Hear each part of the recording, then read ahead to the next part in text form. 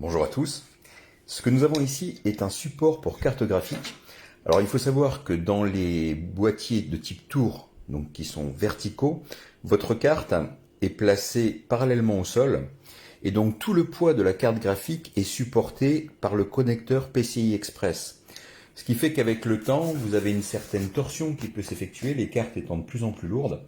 Et ce type de connecteur prévient ce genre de problème qui peut à terme induire des problèmes de connexion et éventuellement de faux contacts avec tout ce que cela peut entraîner, des dysfonctionnements et des problèmes sérieux au niveau du connecteur de la carte mère ou voire de la carte vidéo si un mauvais contact se produisait. Alors le support se fixe très simplement de cette façon. Ici vous placez 3 vis au niveau des supports de cartes, des slots que vous avez à l'arrière de votre PC. D'accord.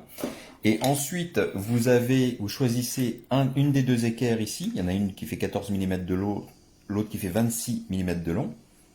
Et que vous allez placer de la sorte à l'aide des vis qui sont fournies.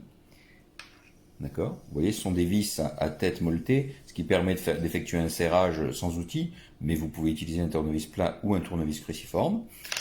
Et ça va venir s'appuyer contre la carte graphique pour soutenir le poids à l'avant. La carte graphique n'étant actuellement par défaut supportée qu'au niveau des deux vis, au niveau des supports de slot.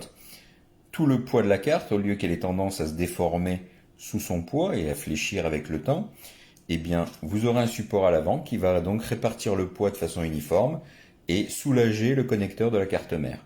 C'est l'idée. Et franchement, la barrette est très bien réalisée. Regardez un peu la qualité de finition. Elle est très rigide.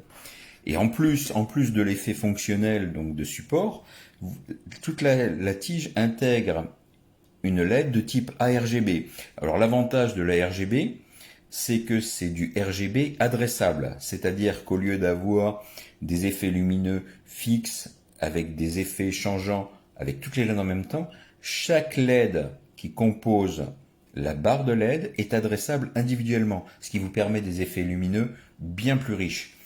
Ici, vous avez donc le connecteur 3 broches, vous avez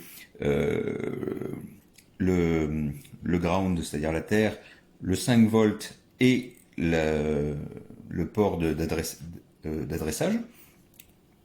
Alors c'est du 5 volts, surtout le branchez pas sur du 12 volts. Et donc vous verrez ce que ça donne. Alors je pourrais pas poster 2 vidéos, je peux en poster qu'une, mais par contre je vous ferai quelques photos une fois que je l'aurai monté. Et ici vous avez en sus, j'ai oublié de mentionner, des petits patins caoutchoutés qui sont collants avec du double face que vous mettrez sur votre support pour d'abord éviter tout contact avec contact métal contre métal avec votre carte graphique pour en protéger la surface, mais également pour éviter la transmission des vibrations. Donc un produit très bien fini et très utile, surtout avec le poids des cartes graphiques que l'on a actuellement, les séries 3000, etc. que l'on connaît.